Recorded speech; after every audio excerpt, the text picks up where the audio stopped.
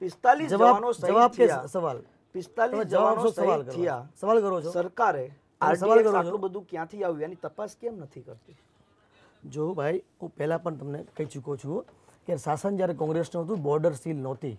નરેન્દ્રભાઈ મોદી દેશના પ્રધાનમંત્રી થયા, આજે બોર્ડર સીલ થઈ ગઈ છે. આરડીએક્સ હથિયારો, આતંકવાદીઓ, પાકિસ્તાનીઓ એ કોંગ્રેસના શાસનમાં ભારતમાં ઘૂસાતા આજે નરેન્દ્રભાઈની સરકારે છૂટ આપી છે અને દેશની આર્મી એને સફાયો કરી રહી છે. ભાઈ હાર્દિકભાઈ સરસ, હું તો માનું છું કે આતંકવાદીઓનો સફાયો થવો જ જોઈએ. અમે તો એવું માનીએ છીએ કે આતંકવાદીઓ ભારતની અંદર ઘૂસી જ ન શકે. ભારત એટલો મજબૂત દેશ છે કે પાકિસ્તાન તો આપણી જોડે કંઈ આવે જ નહીં, આ હકીકત છે. પણ આપણી તાકાત તો અમેરિકા અને ચીનની બરાબરીમાં ઉભા રહેવાની જરૂર છે, નો ડાઉટ. પણ આપણા દેશના જવાનો જ્યારે શહીદ થાય છે એ આપણા માટે પણ દુઃખની વાત છે, સત્તા માટે પણ દુઃખની વાત છે અને દેશના લોકો માટે પણ દુઃખની વાત છે.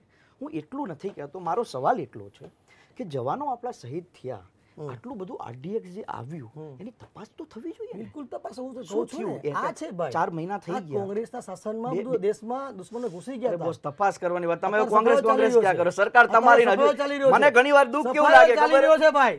મને ઘણીવાર દુઃખ કેવું લાગે કે સરકાર ભાજપની રોજ નહેરુને ગાળો દેવાની, સરકાર ભાજપની તોય રાહુલ ગાંધીને ગાળો દેવાની. અને તમે ભાજપને જ્યારે એવું પૂછો ને કે તમે રોજગારી આપે તો કે મોદી મોદી મોદી, ખેડૂતોનું શું થશે તો કે મોદી મોદી મોદી, મહિલાઓની સુરક્ષાનું શું તો કે મોદી મોદી મોદી. આજે દેશની અંદર નોટબંધીના કારણે અસંખ્ય યુવાનોની નોકરી ગઈ. ઓફિશિયલી રિપોર્ટ છે, સંસદની અંદર આ નીકળેલો રિપોર્ટ છે કે 45 વર્ષની અંદર સૌથી વધુ બેરોજગારી 2016 અને 17માં આવી છે. ઓફિશિયલી રિપોર્ટ છે. તો કે ના મોદી મોદી મોદી.